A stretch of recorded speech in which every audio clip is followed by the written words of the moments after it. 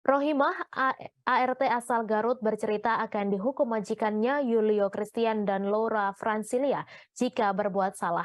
Bekerja sebagai asisten rumah tangga, Rohimah mengaku pernah dipukul Yulio karena lupa mematikan keran air.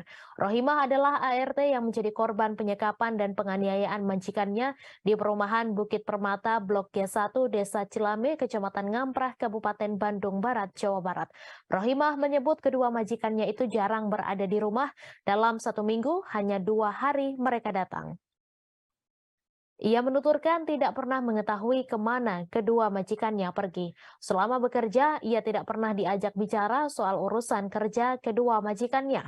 Saat di rumah pun, menurutnya ia hanya menjalankan tugasnya sebagai seorang ART. Jika berbuat salah, maka kedua majikannya itu akan menghukumnya.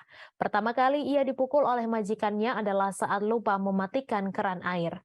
Kedua, majikannya juga melarang Rohimah bersosialisasi dengan tetangga. Saat ditinggal pergi, sang majikan mengunci rumahnya dan membiarkan Rohimah terkunci. Kesalahan yang Rohimah perbuat akan membuatnya rugi, seperti gaji dipotong bahkan tidak dibayarkan. Sekali berbuat kesalahan, maka Rohimah dikenakan denda Rp100.000.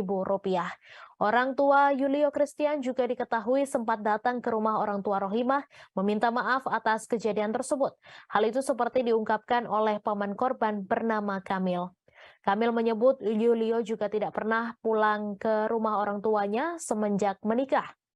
Kamil berharap kejadian yang menimpa Rohimah menjadi pelajaran penting bagi banyak orang. Ia pun bersyukur Rohimah sudah kembali ke kampung halaman. Kamil mengatakan saat ini ia hanya fokus pada kesembuhan korban. Terima kasih sudah nonton. Jangan lupa like, subscribe, dan share ya.